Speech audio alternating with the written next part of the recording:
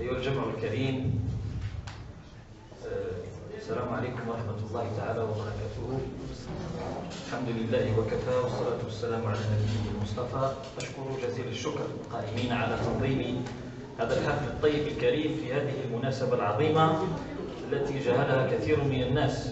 ومن هذا المقام أعتز بأن أكون في هذه البلدية الطيبة التي أنجبت الكثير من الأبطال الذين اشتهروا في سائر الوطن الجزائري، وليس في ولاية جوج فقط أو في ولاية الشمال والقسنطين القديمة، الولاية الثورية. فوددت وأنا أزور هذا المكان لأول مرة أن أطرح بعض الأسئلة العجيبة على سكان هذه المنطقة الطيبة. فيبدو لي من الغريب أن أمشي في شوارع هذه المدينة الطيبة هي وكل المشاتي المحيطة بها، وأجد القليل من سكان هذه المنطقة يعرف نشأة بلدية برج الدهر، إذا كان أخذنا باسم الحديث برج الدهر واسمها القديم برج ابن عمير أو اسمها الأقدم الدهرية وغيرها من الأعراش التي تسكن المنطقة. فقليل من الناس يعرف تاريخ تأسيس هذه البلدية.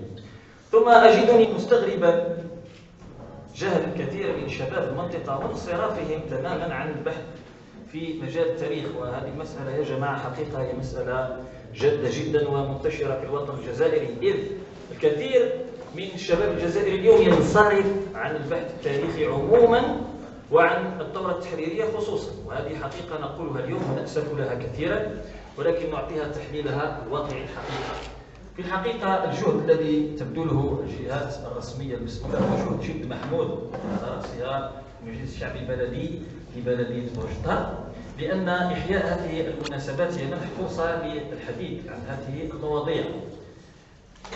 في الحقيقة الشاب الجزائري والشاب برج الدهر بالذات يطرح مجموعة من الأسئلة لما تتحدث له عن تاريخ الثورة عموما، عن المعركة الفلانية، معركة جبل سدات أو معركة أخرى مثل ما هو موزع في هذه الأوراق، أو نتحدث عن سي مختار الحفاف أو كما يعرفه الجميع دخلي مختار مشهور بتسمية البركة ووفاته في معركة مشاط في الفيلية وغيرها.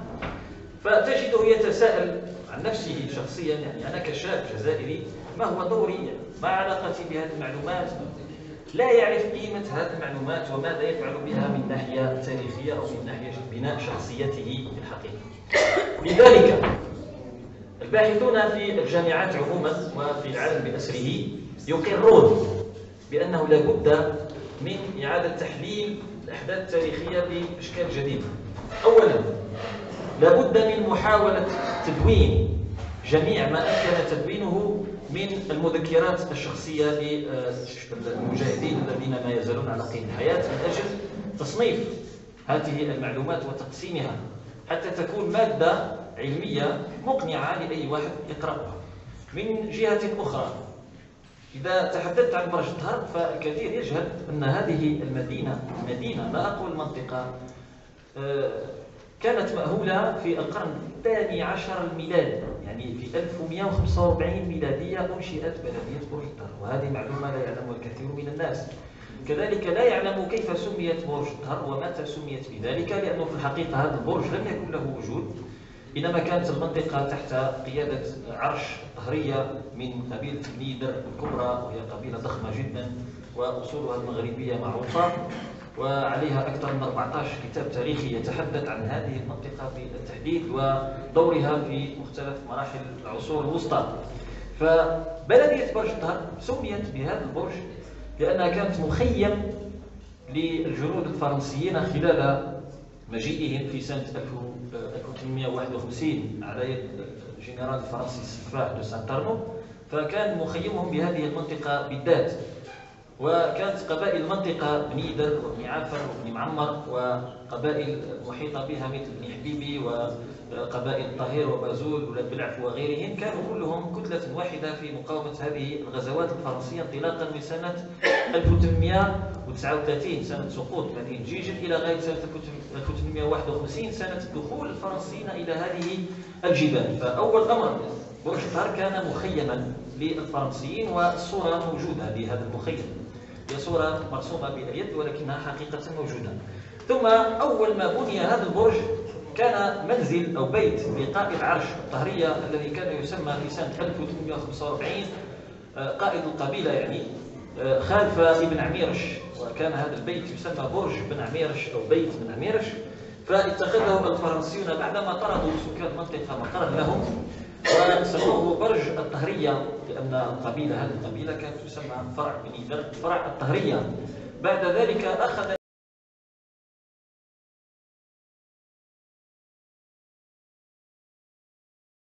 1853. ويجهل الكثير من الناس المقاومات الشعبية التي قادتها قبائل بني درب بقيادة سيدي أحمد الشريف مولى الشقفة، الذي كان مقر سكناه بهذه المدينة بالذات، لأنه هرب إليها من سهول الشقفة ليستطيع مقاومة الفرنسيين انطلاقا من سنة 1851. ثم إسهامهم في الثورة العارمة التي حدثت في 1871 بقيادة سيدي الحسين بن أحمد الشريف مولى الشقفة كان إسهاما عظيما، ودونته كتب التاريخ وشهدت لأهله بالفضل والمقاومة العظيمة. لذلك أنا لا أستغرب لما أدخل إلى روضة الشهداء في بلدية برج الطهر وأجد فيها زخما كبيرا من عدد الشهداء، بينما أجد بعض البلديات ليس فيها إلا عدد قليل من الشهداء، لأنه الأمر متواصل. يعني الذين قاوموا دخول المستعمر في سنة 1839 إلى غاية 1851 ثم 1871 هم أنفسهم سكان المنطقة الذين قاوموا خلال الدورة التحريرية بتلك الشراسة. كما يعلم الجميع، فقط أردت أن ألمح بصفة عامة إلى بعض المحطات التاريخية لبلدية برج الطهر، ثم أصل إلى أقول في الدورة التحريرية أن برج الطهر وجبال سدات عموما كان لها ميزة عظيمة في الدورة التحريرية.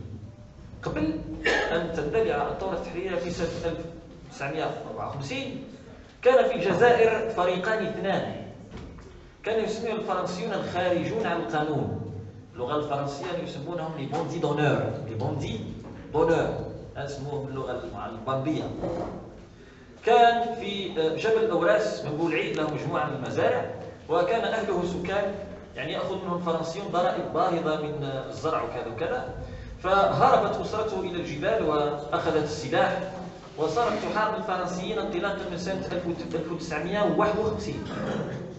هنا في ولاية جيجل وفي جبل سدات بالتحديد في نفس السنة في 1951 كانت توجد فرقة من لي بونتي دونور، من هؤلاء المقاومين الذين كانوا في الجبال بقيادة صالح جبروني المسمى بعد ذلك صالح القتال، انطلاقا من 1951 يعني قبيل حتى اندلاع الثورة التحريرية. بعد ذلك بعد عملية بولحمام سيدي معروف في سنة 1954 ومجيء عبد الله بن الصم المسمى سي مسعود بن الصم إلى المنطقة وإشرافه على إنشاء المراكز العسكرية بإعانة من صديقه وصاحبه سي مختار الحفاف المعروف بعد ذلك بسي دخل مختار البركة الذي كان يشتغل حلاقا بمدينة عنابة. أرسلهما سي عمار بن عودة الذي مازال حيا إلى غاية اليوم، أرسلهم إلى سي الأخضر بن طبال في المنطقة، وأرسل سي مسعود الطاهيري أو سي عبد الله بن الصم إلى هذه المنطقة، فكانت هي مقر انطلاقته. والأجمل من ذلك ونحن في هذه المناسبة مناسبة 20 أوت أن عمليات 20 أوت التي حدثت في هجومات مدينة الشقفة كانت بقيادة عبد الله بن الصم وإعانة من ذراعه الأيمن سي دخل مختار رحمه الله جميعا. وكانت المعركة في الشقفة، وحتى أنه زيغود يوسف يعني اتصل بالكتيبة التي قامت بالمعركة بمنطقة ولاد عربي وأهدت له منطقة برج الطهر وجبال سدات يعني نوع من أنواع الأسلحة هدية عرفان وتأكيد على تحقيق عملية ضخمة جدا ونوعية في هذه المنطقة. أعود إلى المنهج التاريخي. قد يبدو للرأي أن بلدية برج الطهر بلدية صغيرة وأن دورها التاريخي دور جوهري يعني، ولكنه دور مجهري صغير.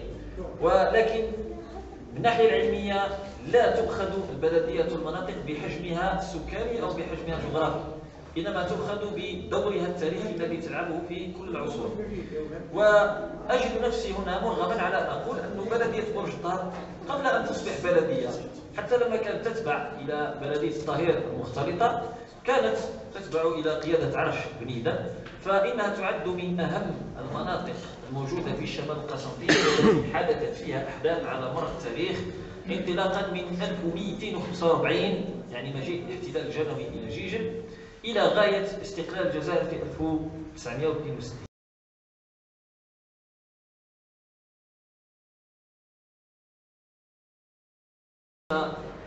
يمكنه أن يفتخر بانتمائه إلى هذه البقعة وأن يطرح الأسئلة عن المختصين في التاريخ: ما هي برج طار وكيف نشأت ومن هم القبائل الذين يسكنونها وما هي الأحداث التاريخية التي مرت بهذا المكان والتي أعطته هذه الهيبة التاريخية جميعها، انطلاقا بالمقاومات الأولى من العصور الوسطى وانتهاء بمقاومته الشرسة للاستعمار الفرنسي في السبع سنوات الشداد التي أمضتها الجزائر كلها. في الحقيقة سأطرح 3 أسئلة لكي أختم بها هذه المداخلة. أولا سأطرح على شباب المنطقة السؤال الآتي، ويؤسفني كثيرا وقد ذكرتها في كل مكان: أني أدرس بجامعة وهران وأجد شبابا من منطقتنا هذه من ولاية جيجل يستحي أن يقول أنا من جيجل. سألت أنت منين؟ قال لي أنا من قسنطينة. لماذا يستحي أنه ينتمي إلى جيجل؟ لأنه يتصور أن ليس له قيمة تاريخية. بصراحة يعني مواطن من قسنطينة تسأله أنت قسنطيني يقول لك نعم. لماذا؟ لأنه يعرف أنه حفيد مسينيسا ويغرطى وكل العظماء الذين يذكرهم في التاريخ، ولكن شاب من برج الدار لا يجد تسمية البلدية ولا يجد تسمية القبيلة في الكتب المدرسية، فيتخيل أن المنطقة مهملة وأنه شخصيا يقل قيمة وقدرا عن المناطق الأخرى، وهذا خطأ جسيم.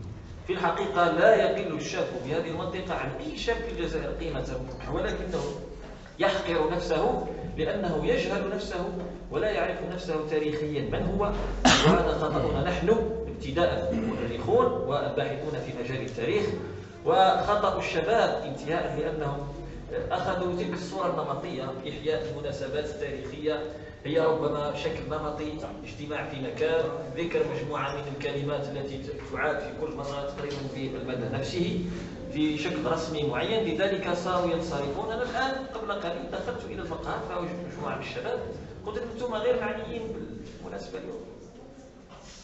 قال لي واش من المناسبة اليوم؟ قلت له ما عرفتش واش من المناسبة اليوم. قال لي والله ما على بالي. قلت له اليوم 20 أوت. صح عليك. قلت له شفع اللي قريتها في كتاب القراءة 20 أوت وشمال الشمال القسنطيني، كان الهدف العام منها هو فك الحصار عن الأوراس، ولكن هل تعرف الشمال القسنطيني أنت؟ هل تعرف العملية التي حدثت في 20 أوت هنا؟ ومن كان معنيا بها؟ هو أبوك وعمك وجدك وجارك وجارك، هم اللي داروا العملية هذه والتي أرغمت الفرنسيين على الانسحاب من الأوراس وانتقال الشمال القسنطيني، ولكنه لا يربط بهذا المعنى، هو يؤمن بما يقرأه في الكتب. إذا ما دام يؤمن بما يقرأه في الكتب، أتمنى أن يخرج من تراب هذه المنطقة شاب، يعني هو رجل قوي العزيمة ويبحث في هذه المنطقة، وأعيده بمساعدته في البحث عن تاريخ هذه المنطقة وإخراجها في شكل كتاب يعيد الاعتبار لسكان هذه المنطقة الطيبة. أعيد شكر الهيئة القائمة على تنظيم هذه المناسبة، وأوصي من مقام هذا وأنا شاب في الاستقلال بالعناية بالجيل الذهبي الذي ما زال على قيد الحياة، لأنه ذاكرة وطنية مهملة، والعناية مرة أخرى بالشباب وتشجيعهم على البحث في هذه الأمور، لعل الله يفتح بهم فتحا قريبا. أشكر لكم طيب استماعكم، والسلام عليكم ورحمة الله.